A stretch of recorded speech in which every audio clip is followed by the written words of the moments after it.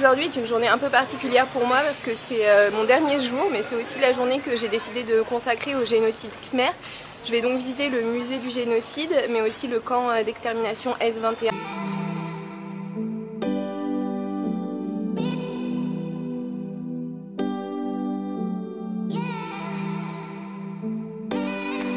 Alors je me suis forcément posé la question de savoir si j'allais filmer ou pas un camp d'extermination.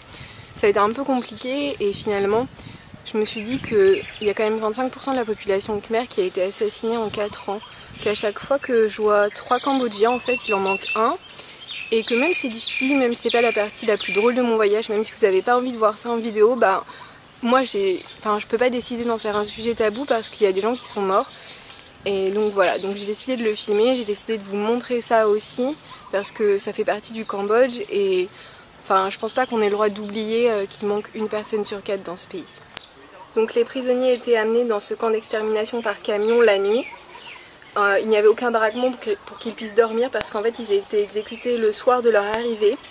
Ils étaient exécutés par tout moyen mais sauf des balles parce qu'en fait les balles coûtaient cher, donc toute arme, tout ustensile pouvait être utilisé pour les assassiner. Des chansons khmer étaient diffusées par des haut-parleurs pour couvrir les cris. Puis ils étaient déposés dans des fosses communes tous ensemble. Il y a un arbre sur lequel on fracassait les crânes des bébés et on mettait ces enfants dans un charnier juste à côté. Il y a aussi une tombe commune où c'était des anciens, des Khmers rouges qu'on avait assassinés. Alors eux, la particularité c'est qu'on leur a enlevé leur tête et on a enterré que leur corps parce qu'on disait corps de Cambodgiens, tête de Vietnamiens. En fait, il y a toujours en permanence des dents et des vêtements et des os qui remontent à la surface en raison des pluies, des mouvements de terrain, etc. Du coup, dès qu'on en retrouve, ils les mettent dans des petites cases pour des questions de respect. Voilà. Et sinon, dans la gigantesque stupa, en fait, ils ont mis tous les crânes parce que dans la culture bouddhique, c'est très important d'avoir un respect pour ce qui reste des défunts.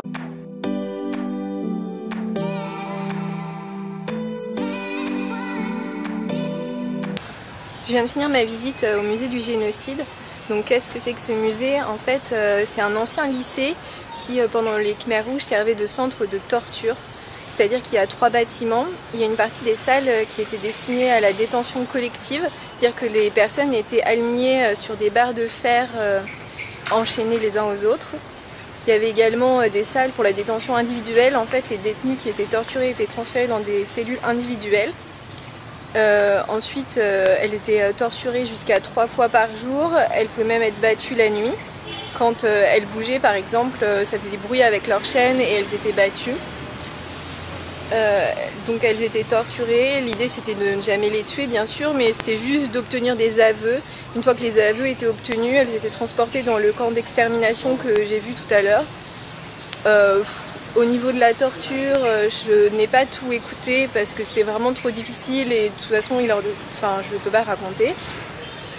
Voilà, sinon on nous fait passer dans des salles parce que chaque détenu était pris en photo au début. On nous fait passer dans des salles où il y a des centaines de détenus qui sont affichés et en fait à la fin du génocide, les proches, les survivants sont venus là pour espérer, pas pour espérer mais pour savoir si un de leurs proches n'avait pas été tué ici.